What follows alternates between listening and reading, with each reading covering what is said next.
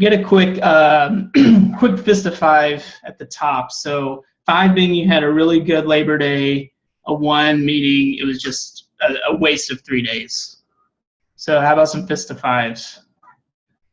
JJ, a 1? JJ, why was your Labor Day a 1?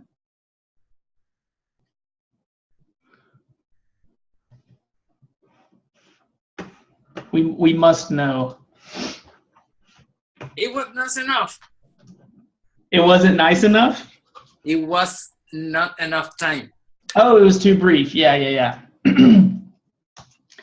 I think we could all agree with that statement for sure. Welcome back this afternoon. So we have a lot to cover. I want to try to give you guys a break at 3:50 so you can have a little bit of time before you hop into outcomes. So what we want to do this afternoon is we want to cover HTML forms, and we also want to cover how to capture form input using jQuery. So the specific lesson objectives are there in Slack, but those are the 2 big components we want to take away from this lesson. What are HTML forms? What are some of the components of one of those forms? And then how do we capture those inputs with jQuery? To get started, I'm going to share my screen. And let's talk a little bit about what a form is. So at a high level, the way I think of a form is that it's a set of fields in the HTML document, and it's a way for a user to send information to a server. That's not always the case, and we're going to see this in just a second. Sometimes we use a form to get information from a server, but most of the time, be it an email form or we're signing up for some application, most of the time we're sending information away from our computer. We're sending it off to the server or to whatever service we're using. So just a quick demonstration. I'm going to go to Blue Apron, the bane of my existence. I'm just kidding. I love Blue Apron. I'm not quite an expert, as the photos may suggest. But right here, when I go to the Blue Apron website, actually I'm going to go to the main homepage. The homepage of Blue Apron. So right here off the bat, if I scroll down to the bottom, for example, right here, there's this email address form. So they're trying to get my information, add me to some sort of marketing email list. So this right here is actually a form. I'm going to inspect the element just to check it out. So if I inspect the element, go down into my DevTools, I can see that this is actually, it's a pretty dense form. So this right here is the input box where I put my email and click go or subscribe. But there's actually a lot more meat to this form than meets the eye. There's a couple of other input fields right here. These are called hidden fields. And we're going to get into this in the next unit. We can get into more full stack applications when we really start sending information to the server. But even on this homepage, there's one field that's visible that's asking for my email address. Let's say that I wasn't a subscriber. You can go to sign up. So we've all seen these with our apps. So sign up, here is another form asking for my email, creating a password and such. I'm already a member of Blue Apron. So in that case, I would go to the login, obviously. And the login, this is another form that I'm using to send my authentication credentials to Blue Apron to let me in and get my account information. So I'm going to click login just for a second. And then when I go to log in, let's say that I wanted to change some of my information, my address, the day of the week that I get deliveries. I could go to account settings, for example, and here's yet another form. The difference about this form is that it's actually filling in my information. So in the previous forms, the email or maybe the login forms, sign up and login forms, the idea is that I'm sending data to Blue Apron to log me in, to sign me up. And like I said, we also sometimes get data from the server to pre-populate a form, specifically if I want to edit my information. So when I click edit right here, Blue Apron has already done some of the heavy lifting. So it already went out, it looked up my information on its servers, and it pre-populated this form. It sent that data back, pre-populated, so that I can go in here and change my preferences. So if I want to change the plan type or the day of the week, but underneath the hood, this is just another form. It just happens to be populated with information. Another way to think about it is when you go to a doctor's office and maybe you're a new patient. So you go to the reception area or you sign in and they always ask you, like, are you a new patient? Do you have new insurance? And they give you that clipboard with like that entire encyclopedia of forms that you have to fill out. So the doctor, the hospital, whatever, is trying to get information from you via a paper form so that it can put you in their records or whatever they're doing with your private HIPAA patient info. But the point being, forms are all around us. They're a really crucial part of any application. And so that's why we're going to check out HTML forms today. So we talked about what a form is, and we're going to take a look at how to instantiate a form in our HTML.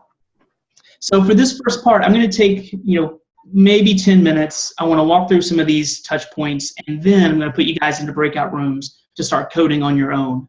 But to get started, if you just want to watch me, and I'm going to walk through creating a form and walking through some really simple input fields, and then give you guys a chance to do that here shortly. So to get started, let me share my screen again so you can see my Atom environment. So bear with me. I'm going to stop my share and reshare here. So right here, I have my Atom. I have an index.html page. And then I have a script.js that I went ahead and created. We're going to get to that kind of at the end of the lesson when we start grabbing the values using jQuery. But for now, I'm just going to walk through getting a quick and dirty form up and running with a couple of fields. And then you guys will be doing this shortly during some exercise time. So let's do like WDI remote sample forms. I'll go ahead and link up my scripts because I'm going to ask you guys to do that. So I'm going to add 2 script tags here just to go ahead and take care of this.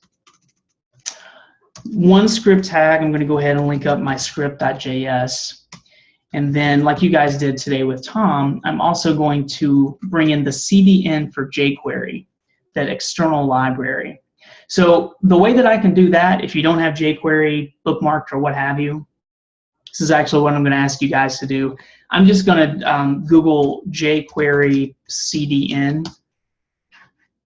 And this first link right here, so this is the link that Tom gave you guys directly today. So does someone actually want to, you can put it into Slack, what is a CDN? A little bit of a review. What is a CDN?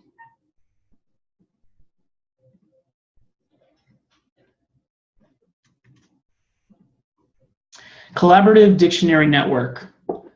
Actually, that may be the meaning. I don't even know. I think I like that one better than, it's like Jason's also typing some more stuff. I don't even think the people that created these acronyms actually know what they are half the time. Looks like some folks are typing, but CDN stands for Content Delivery Network. So in the case that you don't want to download a library or some sort of script, you can just connect to a hosted version somewhere on the internet. Now, what is a downside to using a CDN? What is the downside to using a CDN? You can just put that into Slack if you want to come off camera. CDNs are super handy, but what may be a downside? Yeah, so they certainly may be slower if the server that script or library is hosted on is pretty slow. We have to depend on someone else's bandwidth, which can be a drag. It can change without you knowing. Yeah, so what if they update the library and we may have an antiquated CDN link in our code? Yeah, that's very good. The server could be down and not work. Yeah, that's another thing. So we're dependent on this third-party resource, which can be a little tricky or maybe a little flaky at times. Kind of in that same vein that Kelly was going on, and this is something sometimes I forget about. If I want to hack on my stuff and I'm on an airplane, let's say that I'm in an environment that doesn't have Wi-Fi, or I don't want to pay for Wi-Fi, if I'm using a CDN, then I'm kind of out of luck, because if I'm on Southwest, we're in my pleated khakis like I always do when I fly Southwest, so I can blend in. I don't want to pay for their Wi-Fi, and if I have jQuery or some sort of if I'm using Angular or any type of CDN library and I don't have access to it, my code is pretty much unworkable. So that would kind of be maybe a negative to using a CDN, or something just to keep in mind, is you have to have Wi-Fi access to actually use it. Cool, really good answers. So like you guys did this morning, I'm going to the CDN website. I'm going to copy the minified version of the code. For what we're doing, it's really fine if you get the standard version or the minified version, but it's really nice and friendly and gives me the entire script tag, soup to nuts. So I'm going to copy that, and then I put it right here in the head of my HTML page. Now, why am I putting my CDN script above my external personal script.js? Why am I doing that? A little bit of a refresher from this morning as well. So Aaron's saying the solution is to save the library locally. Yeah, absolutely. So if you do want to work on something offline where there isn't Wi-Fi access, then yeah, you could just download the jQuery file and put it in your pipeline locally. Yeah, absolutely. So a little bit of a review from this morning again. Why am I putting my jQuery code above my script.js that we're going to get to here in a bit? Yes, Zerilla is right on the money. So my JS file can reference the jQuery library. Yeah, we talked a little bit about it last week. You guys referred to it this morning. The order of your JavaScript files matter. So if we have jQuery code in our script.js file, it needs to have jQuery already loaded so it knows about it. Otherwise, we're going to get something that $ for jQuery is going to say undefined or something. So yeah, absolutely. Cool. So I'm going to go into the body here and just go ahead and get rolling with a form. Atom's really user-friendly. HTML form tags, it uses the tag name form. So if you type in form and hit tab, Atom will go ahead and pre-populate a couple of attributes for you. Now, I'm going to get rid of this class attribute because we're not dealing with CSS right now. We don't need to worry about it. However, I just wanted to do a quick touch on these other two attributes. These are really going to come into play in the subsequent units when we get into full stack development. But right now, I just want to touch on these quickly. So most forms, if not all, are going to have two main attributes, particularly if you're going to talk to a server. They are action and method. Now, we don't need to worry about these too much right now, but the action is essentially the URL that you are going to send this data to when you hit submit. So actually, we could look here at Blue Apron, for example. If I go back to Blue Apron's homepage, and let's check out that email address field down here. So if I inspect this element, and we look at this form, so we have the input class here. Let me go up to the top of this form. So here's kind of like there's a lot going on in this form, by the way. But if we look at the kind of the parent or opening tag for form, even this form has, I just saw it. Where are you hiding? Let me refresh this page. Let me go back to Blue Apron. Maybe because I'm logged in, it's taking me to a different spot.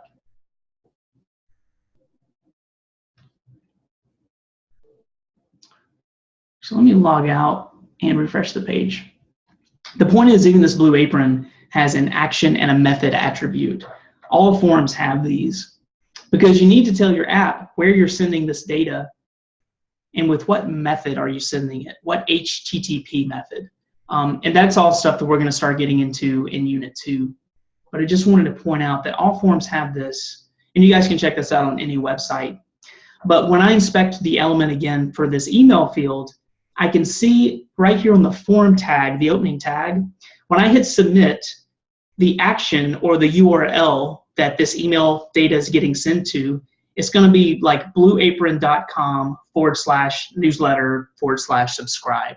That's going to be the path that I'm sending this data. And then the method is HTTP verb of post.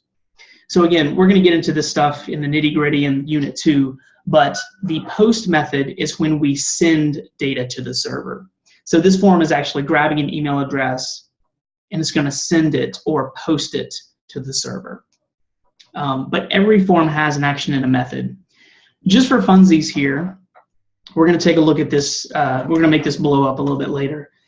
I'm going to add google.com here, just so we can see this in action. We could put any address there. And then actually the method, I'm just going to put get right here. So get is another HTTP method. So get is a method when we're requesting information. So most of our requests are get methods. When I go to espn.com, I'm saying get me all of the homepage files and data so I can look at the homepage and check it out. So that's kind of the outer wrapper of our form. Let's add our first field. So I'm just going to add maybe one or two of these and then give you guys some time to investigate these yourselves. But I just want to point out a couple of the really cool features of input fields and forms. So again, Atom's really user-friendly, so I can get the ball running by just typing in input and hitting tab. So input fields have several different attributes on them. So this first and most important attribute is the type. And if you look in the lesson plan, there's probably maybe 20 different types of input fields here. This probably, actually I do think this is an exhaustive list of the input fields. You can also Google this or go to W3 Schools or whatever. But for this first one, I'm going to make this a type of text field. So this is a pretty basic one. Just your plain text field. The name attribute of the field is, let's say that I'm sending this form to the server. So maybe this is a sign-up box or something. The name field is actually, you can think of it as a key and a value. So what is the key of this field going to be? Is this going to be a first name field, a last name field, a password field, an email field? What do you want the name of that field to be? So for this one, I'm going to put first name. And for now, I'm going to make this camel case because I'm going to write some jQuery. We're going to write some jQuery, i.e. JavaScript, that's going to grab the values of these attributes. So the values of the input fields. So we want to use camel case so the JavaScript will work correctly. So I'm going to use that first name for name. I'm going to get rid of value right now. We can talk about that in a minute, but it's not super crucial. Let me open this bad boy up and let's see what this looks like. So we have one field here. I'm going to do something, try to clean this up a little bit. I'm just going to put first name right here. And let's refresh this. Cool. So now we have a first name field. So our form has one input. I can put in Mark, for example. Pretty fancy. So another thing that you guys have probably seen with fields is something called placeholder. So let's say that we want to give the user a little bit of a hint of what to put into that field. We can use placeholder as kind of a prompt. So I'm going to put first name here, for example. Or maybe you want to show them the formatting that you want, the field to be, if it's a URL or a telephone number. So let me refresh our page and check this out. So now we have this placeholder text, and it's a little bit grayed out.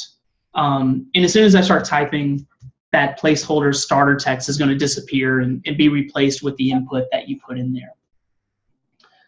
So that is placeholder and a text field. Let me try to move this out so we can see it at the same time here. It's a little cleaner. Cool. Get rid of Blue Apron for now. So that's a text field, kind of a basic field. Checkbox is a really popular one.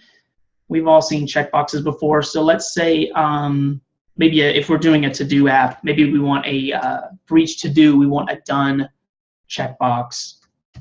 So again, I can do input, and then for type, instead of button, it's like button is the default type with Atom. I'll put in checkbox here. And let's make the name of this checkbox, I don't know, I'll call it to do. That just sounded really, really Southern when I said that, and I apologize. Oh boy. Whew, to do. All right, so we just added an input box, a checkbox, and so when we refresh, now we have a nice little checkbox. Very, very handy. There's a lot of other fields here. I'm not going to go into all of them. I'll leave that for your lab time if there's one that tickles your fancy. but there are color input fields, so that'll give you a color palette if you're trying to choose a specific color. Date field, I'll pop that in here because that's a really important one. I'm also putting these BR, these line breaks at the end of each field. Field inputs by default, they're inline elements. So I'm just trying to make these stack a little bit cleaner. Otherwise, they would all just flow next to each other. So the quick and dirty way, instead of playing with CSS, I'm just putting these line breaks at the end of each field just to make them a little more readable. So I'll put in a date field here, do my input, and this is just going to be date. And I'll change this name to date. Now, maybe if this was a specific app, maybe a to-do app or something, maybe I would put, to-do date for the name or something. But right now, we'll just keep it kind of generic. So now when I refresh, now I have the date field that we all know and love. By default, it'll give you today's date when you click down on it. There's datetime local. So datetime local is going to be the date field with a time field. So the hour, the minutes, AM, PM. Email field. File, so if you're trying to upload some sort of document, an image, a file, you can use a file field. It'll give you that little, attach or whatever you want that button to be. We've seen those before. An image field, month field, number field, password field. So this is a really important one, right? Because security is always important. So let's put in password. And again, this field is going to be called password. I'll put in, for the name, I'll call this like user password right there. And again, this isn't really wired up to any kind of server or authentication apparatus, so I'm not going to add another field, like enter password again to make sure they match. We don't have to worry about that right now. Let me get rid of that value. Now if I refresh, add this password field. And the cool thing about password is that it hides the characters that you input, right? Because we don't want the various folks sneaking over our shoulder and seeing our passwords there. Radio button. So we've all seen radio buttons. Radio buttons are really cool. So let's say, for example, maybe I wanted to do some sort of gender radio button, for example. So maybe I do female. We'll do an input box here. We'll put radio. And so let me go ahead and create this other radio button. The cool thing about radio buttons is that you need to make sure, because whether it's a male or a female, they're both going to be part of the gender form field. So when we create something with radio buttons, we need to make sure that the name is the same for each radio button. So this is going to be a type radio, and then these names could be whatever, they just need to be consistent. So the name is going to be, I'll put gender here, because if we're sending this to the database, just to be really clear, I'll put gender. I'm going to get rid of value. So yeah, so let's refresh, take a look at that. Let me put that on a new line. I'll put a little BR right there.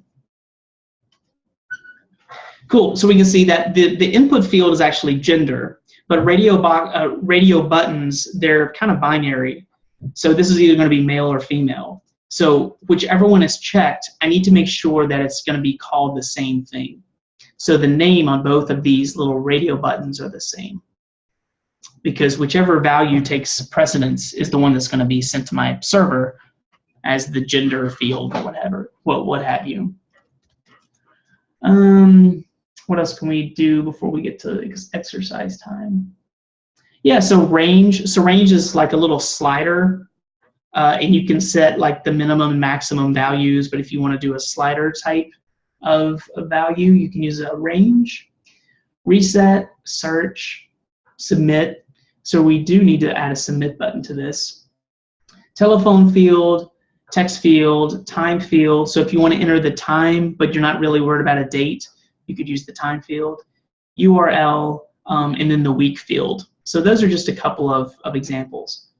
If here's a couple of attributes that you can put on these input fields. So let me show you these real quick. So right now, when I first open up my page, this done checkbox, for example, it's unclicked. Let's say that I wanted by default that checkbox to be clicked. So, you know, do you want to be added to our mailing list? Maybe I want to be kind of janky and I want that checkbox clicked automatically so they'll be added to my mailing list. If I want that to be checked by default, I can use this checked attribute. So right here on my done input field, this checkbox, you can add a checked, and it's a Boolean, so I'll put true. And so now when I refresh my page, by default, this is going to be checked out of the box. So you can uncheck and check that. Disabled, so maybe initially, you know, maybe you want a field to be kind of unusable unless they select something else. So maybe, I don't know, maybe if they live in a certain state, then like some sort of sales tax would apply. Maybe you want some sort of disabled field where you can see it, but it's disabled based on some criteria. Just for example, I'll put this on my password field. So maybe I don't want them to enter a password unless they've satisfied like a first name, maybe an email address, that kind of thing. So now when I go back here and refresh, it may be a little faint on your screens, but you can see that the box is still there, but I can't click inside it. It's been disabled. And that's something that you can use JavaScript just to turn that on really easily as soon as that's satisfied or some criteria are satisfied and you want them to have access to that field. There's also maximum length. So if you want the name field to only be like 10 characters or something, you can do maximum max length and then set a value. And also placeholder text, which is what we looked at earlier. If you want to just show maybe an example of what that field should look like, you can use placeholder text. So let me unshare my screen. It's a lot of talking. Any questions before we hop into a lab time? I just want to give you guys some time to play around with these and build your own forms. Any questions that maybe I missed in Slack while I was sharing my screen?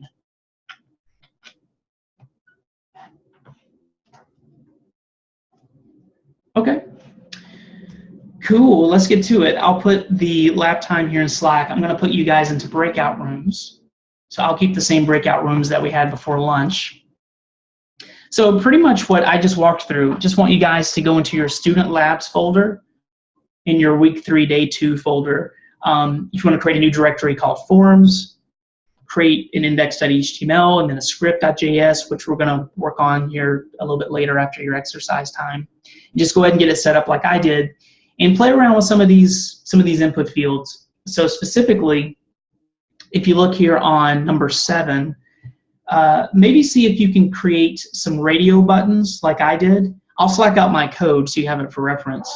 But see if you can create 3 radio buttons that all reference the same input. So maybe favorite food, you know, pizza, steak, or beer, you know. And then play around with maybe 5 other fields of your choosing. So just choose 5 fields and play around with it. So any questions about exercise time? Cool. So we'll take maybe, you know, 10, a little bit more minutes, have you guys play around with this, and I'm going to pop you guys into breakout rooms. So we'll see you guys shortly.